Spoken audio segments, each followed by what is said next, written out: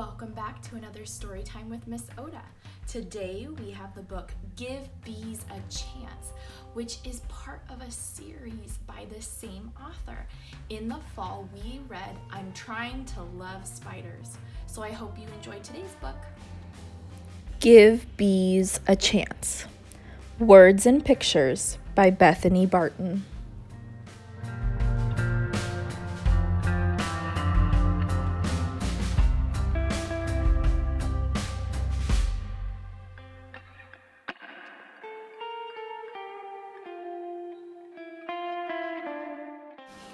This is my best buddy, Edgar.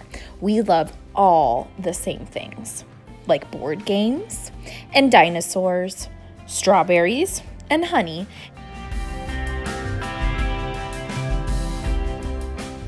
and of course, bees. Except that I don't really like bees. Sure you do. Didn't I tell you there are about 25,000 different kinds of bees to love? Maybe? And then I told you all about the 3 types of honeybees. Queens, large fertile females.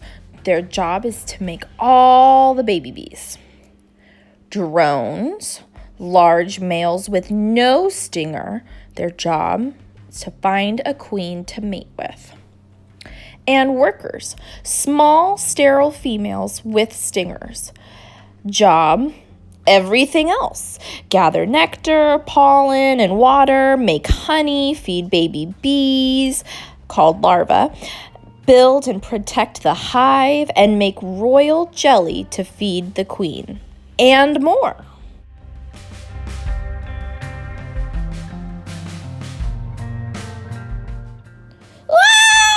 Get them away from me! Quickly, blow gently on bees to make them scatter.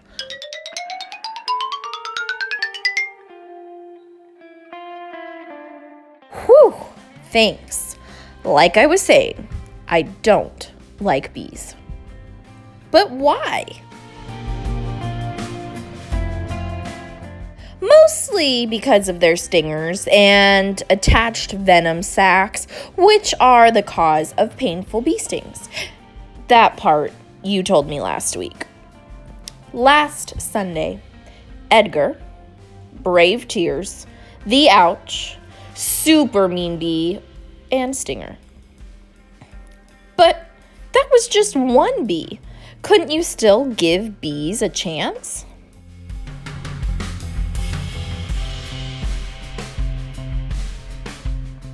Maybe I just need to remind you how weird and cool a honeybee's anatomy is.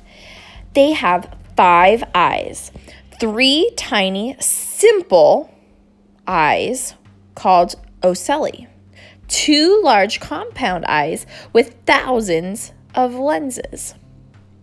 They have 2 stomachs, honey stomach or crop for turning nectar into honey, and then the bee stomach for digesting nectar. They have 4 wings locked together for flying, then they come apart for easy storage.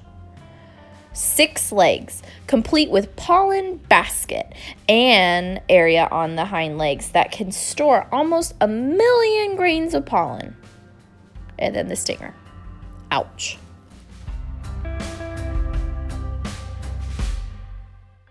Maybe you just need some time to get to know them. How about millions of years? You know, bees lived with dinosaurs. Scientists have found bee fossils from millions of years ago. And even ancient Egyptians kept bees. Hieroglyphic symbols for bees.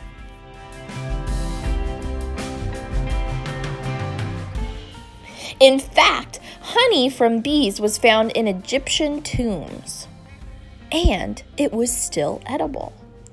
Ooh, honey!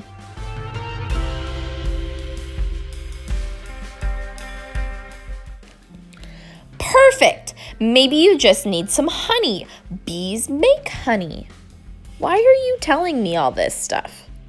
so you'll give bees a chance.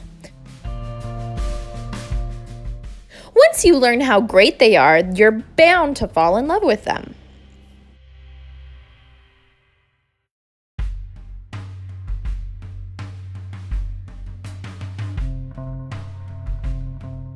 Check out how honey is made. A bee gathers nectar from flowers. Nectar goes into a special honey stomach called a crop. Contents of the crop are spit up into a new bee's mouth. The new bee breaks down the sugars of the nectar within her own crop. This processed nectar is passed along to several more bees, who each break down the nectar in their crops until it becomes honey. Then, the honey gets barfed into a honeycomb cell and fanned by the wings of the bees to evaporate moisture. Lastly, it's sealed with beeswax to keep it safe until it's eaten. Did you say barf?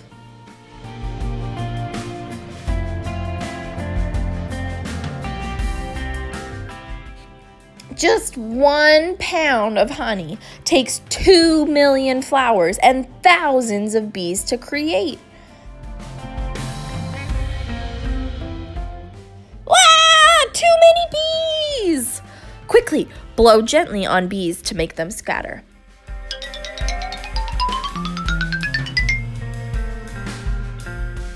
It looks like I haven't convinced you just yet. Nope, because they're all gonna sting me. Oh, well, bees do sting sometimes, but not because they're mean.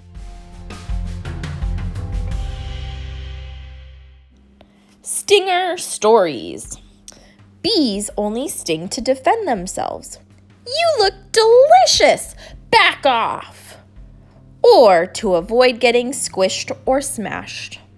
In fact, many bees lose their stinger after attacking, which is sort of like your hand disappearing if you pinch your sister.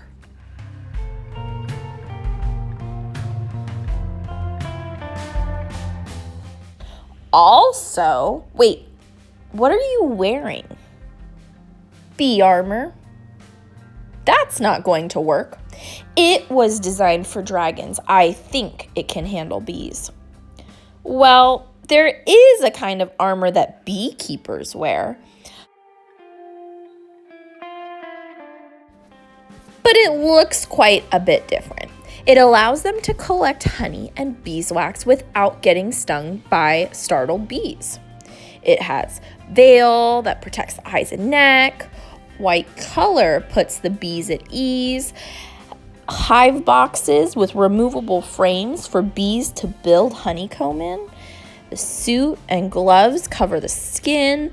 Beehive frame gets filled with honeycomb.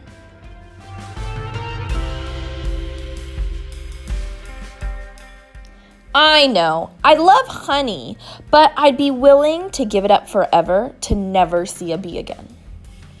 But giving up bees means giving up so much more than just honey. Some scientists say bees are responsible for 1/3 of all the fruits and vegetables we eat. Bees have a big impact on the food chain.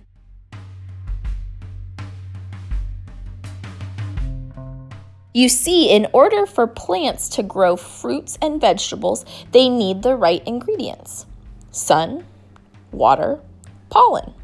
A major ingredient they need is pollen. But since flowers can't move, they can't always get pollen from each other. I want to make a strawberry. Throw me some pollen. I don't have arms. That's where bees fly in. A bee's fuzzy body catches pollen from flowers. Pollen falls into the next flower the bee visits. They act as a pollen delivery service, helping give flowers the ingredients they need.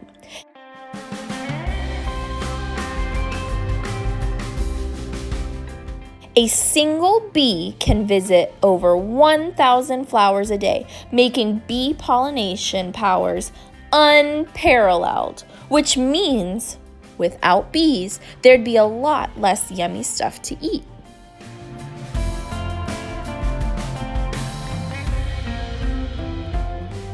And bees are disappearing in large numbers. Bees actually need our help. Missing bee pollinator, possible reasons for disappearance, pesticides, parasites, lack of bee-friendly flowers, pollution.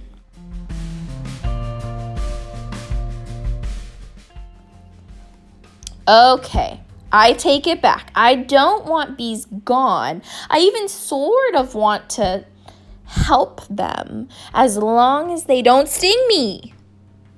Planting bee-friendly flowers is a great way to help the bee population. Won't that just attract more bees? Hopefully, yes. But just approach a bee like you would a dog you don't know.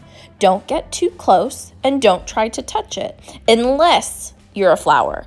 It should lose interest and fly away.